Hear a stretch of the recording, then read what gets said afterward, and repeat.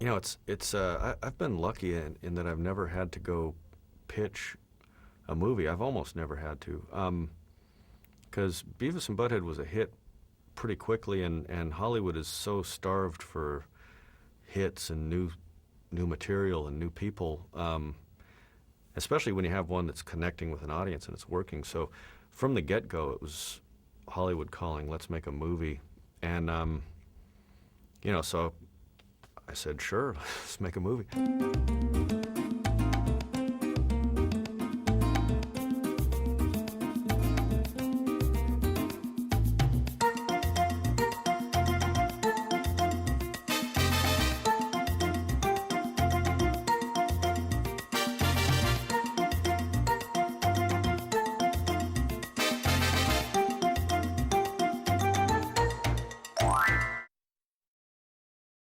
When we first saw Beavis and Butthead in the early 90s, MTV had been running some game shows, started Real World, and otherwise was music video, genre-based, Yo MTV Raps, 120 minutes.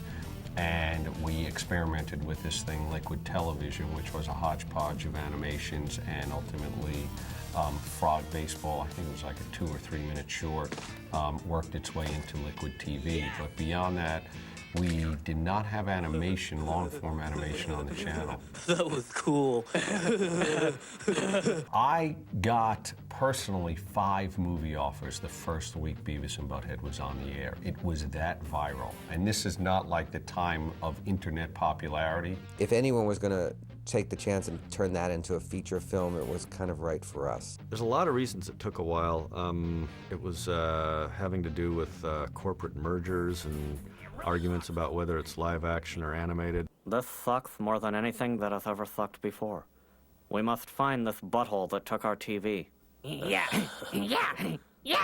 When I first got to MTV Films, they had been talking about doing a movie based on Beavis and Butthead, and originally they thought there was going to be a live action version, and I think Mike very rightly thought that was not a good idea. I remember at the time it was like, let's have Chris Farley be Butthead and David Spade be Beavis. And we're like, hang on a second, they're cartoons. You know, if we're doing a movie, it's going to be animated. What if we never find it? Settle down, Beavis. You know, we saw every studio, and they all pitched us ideas we didn't like, and we just kind of came back from Hollywood and said, we're going to hang on and do it when we're ready.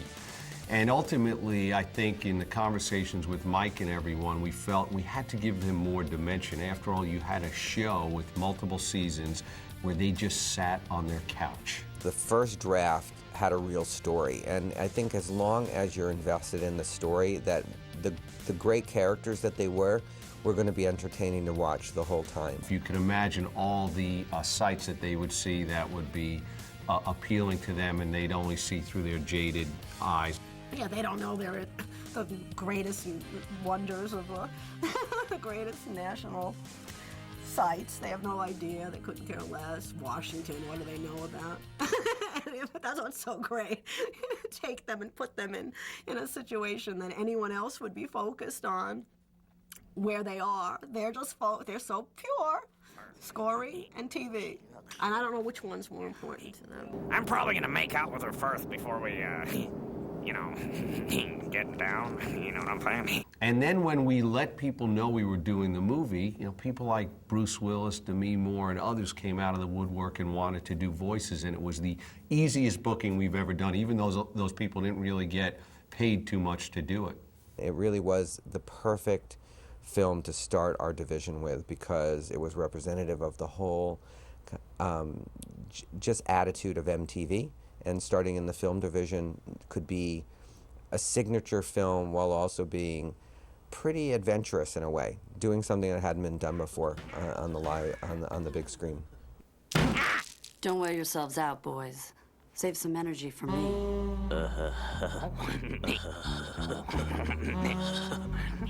This is it, Beavis.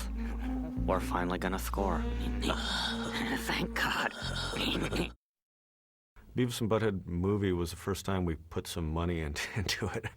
And that's really, I mean, animation, it's not It's not so much, you know, do I draw better than this guy, or it's really how much money you put in it, how much, you know, manpower, how men and women sitting there drawing, and also it was the first time we actually had an art director. So we actually, for the first time, started thinking about having a color palette from scene to scene and make it look nice.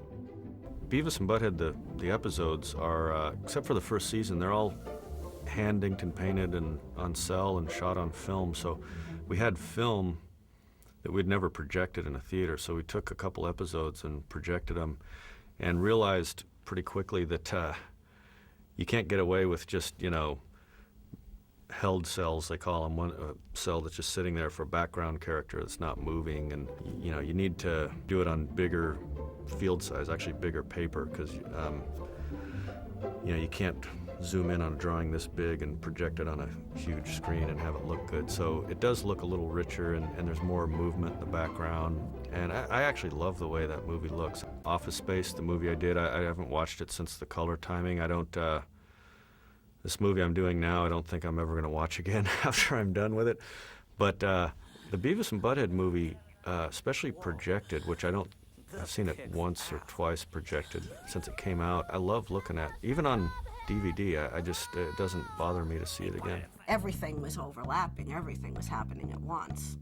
So we never had the luxury of having one part finished. Well, I mean, we're still being written pretty much, like, till the last few months, because the ending was kind of open for a while, which is so hard to believe because it's the most perfect ending in the world. But it was an evolution. As later on, I've worked on features that producers told me it's a process. Yvette, it's a process. You know, I like maybe a short process, but I like to make decisions. TV is about decision making. So, but that was a process in its condensed form. But you could see how magic just happened. Like things seemed loose ends, and then they would come together. It was just some sort of amazing logic or creativity happening. Mike wanted to take us places we weren't comfortable, take the audience places, but he was always true to his vision, the characters. He always defended Beavis and Butthead and their character and how they saw the world through the eyes of relatively innocent, 15 or teen boys. And it was always pure, and he never strayed from that. The great thing about Mike is that he was really clear on who his characters were. And actually, nobody got it perfectly but him. And so he had a team of writers, all of whom were really great. Some got it a little closer than others, but at the end of the day, whether it was the intonation of the voices, the exact way that the characters spoke, or the thing that they would do, it's almost like trying to imitate another human being. It's pretty much impossible. And those characters are so ingrained in Mike, and Mike's so ingrained in them, that you really couldn't extricate them. Wood. You may wonder, how can wood get so hard? Well, the wood became hard over 2 million years ago. I had this awful meeting with a Paramount casting woman where she, I don't think she knew I did any of the voices, so she was going down the list, suggesting all these celebrities for, like Mr. Van Driesen, and when I'd say, actually, I do that voice, she kind of, I assume you're a government agent. I would think you would know there's something in this country called due process, okay? So I kind of had a little bit of a, we don't need big celebrities. What good does it do us? But actually, boy, all of them were really good and so much better than anything I could have done or anyone else we could have gotten. We had, Cloris Leachman, like I say, Robert Stack, Bruce Willis, Demi Moore, Greg Kinnear. They all nailed it perfectly, I thought. It was great. And none of those actors were ever in the same room. It was all recorded separately. One thing that was different about the recording process of our show is that every actor was recorded individually, and it was all their conversations were pieced together in editing afterwards. Mike flew to London to record Demi Moore, and then when we had to record Bruce Willis, myself, Mike, and a sound guy had to fly to his home in Idaho. Hey, wait a minute. Hey, what's going on? Hey. Ah! We're gonna die! do not underestimate the sort of cultural significance of Beavis and Butthead. And even people like Cloris Leachman, who weren't quite sure who they were, knew it was kind of cool. Get out of there, Beavis. I want the window. No way, butthole. Why don't you take turns? Hey, Butthead, check it out. It's that slut from the plane. Oh, why, it's you two. How'd you do in Las Vegas? We didn't score yet. Oh, well, I'm sorry to hear that. Me, I took a beating. Cool. Oh, I really love them. And it makes me laugh when people say, oh, I don't watch it. I wouldn't watch it. Have they ever seen it? No, but I wouldn't. It is wonderful. It's such a... It allows people to not take themselves so seriously. Actually, on the show, we have a guy who comes in who's kind of a Robert Stack wannabe. Oh, and so kept thinking, well, that's who I was hearing. I was saying, well, who are we going to get to do the voice? Robert Stack. I forgot that this is, you know, a big-time movie. A mean old cop, that's right. Elliot Ness on Benzedrine.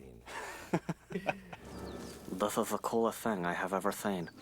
All right, where's the unit? My unit? In my pants? Not on him, Chief. Agent Hurley, I want you to give this scumbag a cavity search. I'm talking roto-rooter. Don't stop till you reach the back of his teeth. Yeah. Once we knew David Letterman would do a voice, it was like, well, there really couldn't be anything funnier than the idea that David Letterman, even though he's playing another character, was the father of perhaps Butthead, and then he's a roadie for Motley Crue. The movie was the perfect time to be able to drop a bomb like that. Hey, one of you bastards got a match?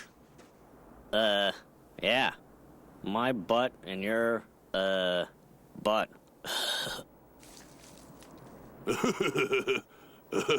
You know, the most important thing you can have on a camper is a good propane regulator. Hey, baby. Fire! Fire! Fire! Fire!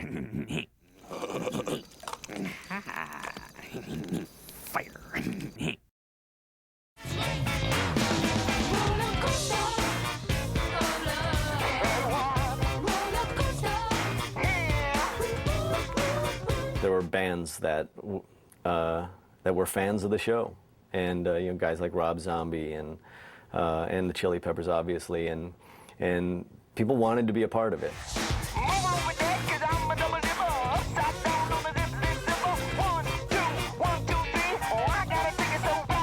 I'd seen the Red Hot Chili Peppers actually in a club when I was, 21, and there was maybe 30, 40 people in the audience, and they were just amazing. Somehow that song really felt right in there. It had a good energy to it. The original idea was that there would be a lounge act, and I would get a band to do a song sort of in the character of a lounge group, which I thought a lot of bands would want to do. I thought maybe they'd think that would be fun, where it would be like incognito, but when you get the Red Hot Chili Peppers in the studio, they're not going to sound like a lounge act. I don't think they wanted to. They recorded a great version of that song, and it worked well, but the animation train had already left the station. You have this band on stage that doesn't look anything like the Chili Peppers. I'm actually glad it didn't end up being them impersonating a lounge act, because it needed to be pretty loud and hard driving.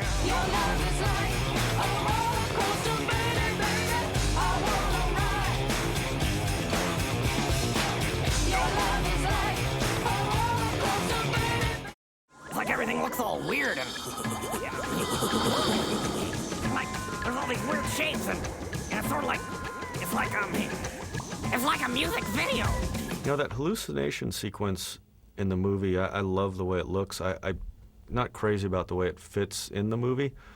I wish it could have just been like a separate thing or a cartoon beforehand.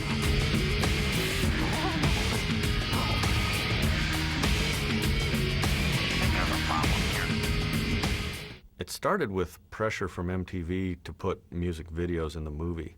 And I was trying to think, I was trying to accommodate them and think like, okay, how do I don't want to stop the movie and have them watch TV or something. I couldn't figure out a way. And so that was kind of a compromise. I said, what if they you know, he eats the wrong cactus or whatever in the desert and has a hallucination sequence, and that can be your music video. And, you know, Rob Zombie I had met, and he does these really great drawings, that style that just, I don't know what you call it, you know, kind of what Big Daddy Roth evolved into when heavy metal got a hold of it.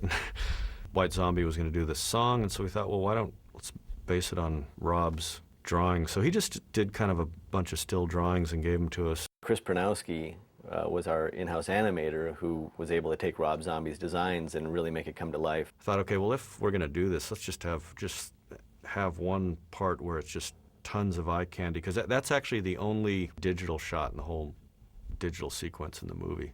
I think there's one other where the camera goes around them when they're dancing. We only had one test screening of that movie, and it tested great, but the number one favorite scene and number one least favorite scene were the hallucination sequence.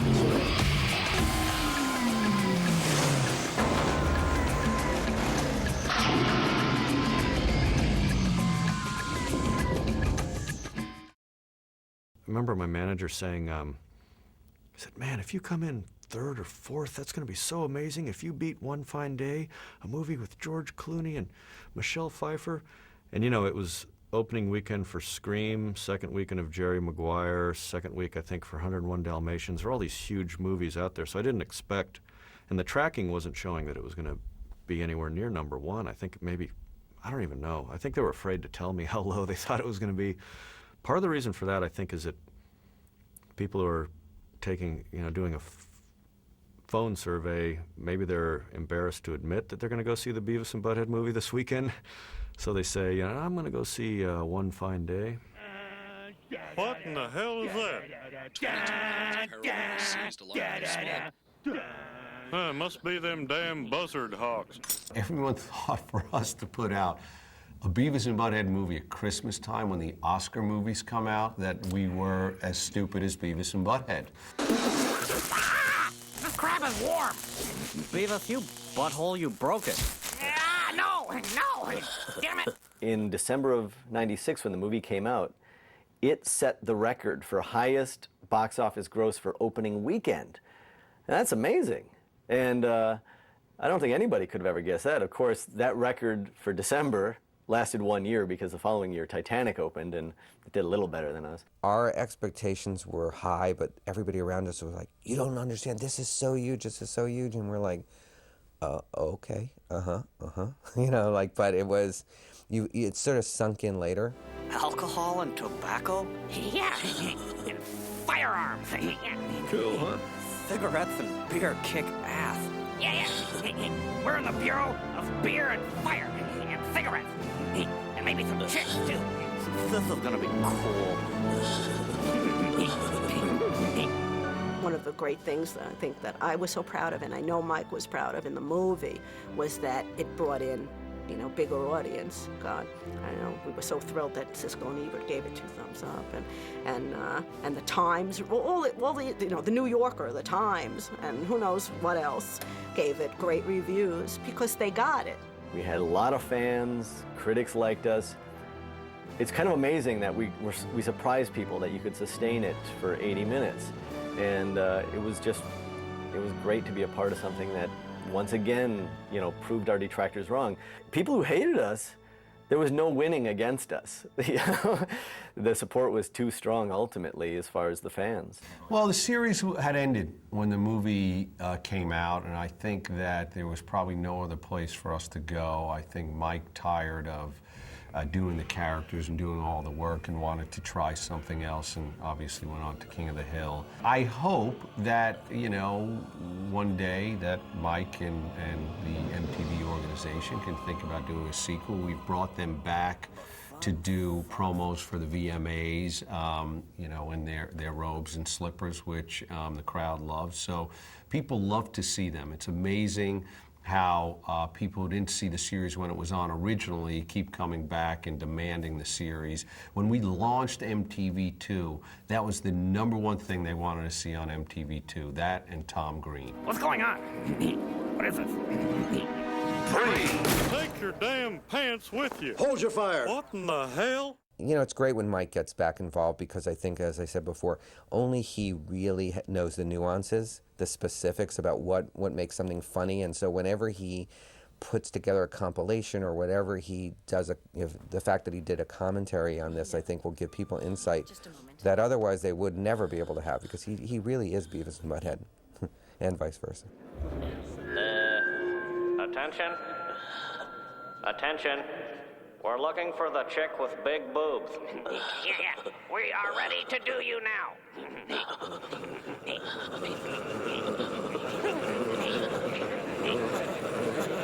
Even though there were times of difficulty in certain episodes, and MTV wasn't always willing to let everything get by its standards and practices, he had pretty much control and continues to have control, because you cannot separate the two. You can't, and so if you don't let Mike really do it the way he wants to do it, then it doesn't exist. I didn't think it was going to be a masterpiece. I didn't think it was going to be anything groundbreaking. I just wanted it to make it a good, kind of like a good episode. I mean, I remember some people saying, well, it's just like a long episode, and I was thinking, oh, good, that's what I wanted it to be, because I also wanted it to be, I knew that as years went by that this thing would be sitting on video shelves maybe more than the episodes, and I wanted something that, if you've never seen the show, something that represented the show. It was actually probably the first time since doing Beavis and Butthead that I had a moment of complete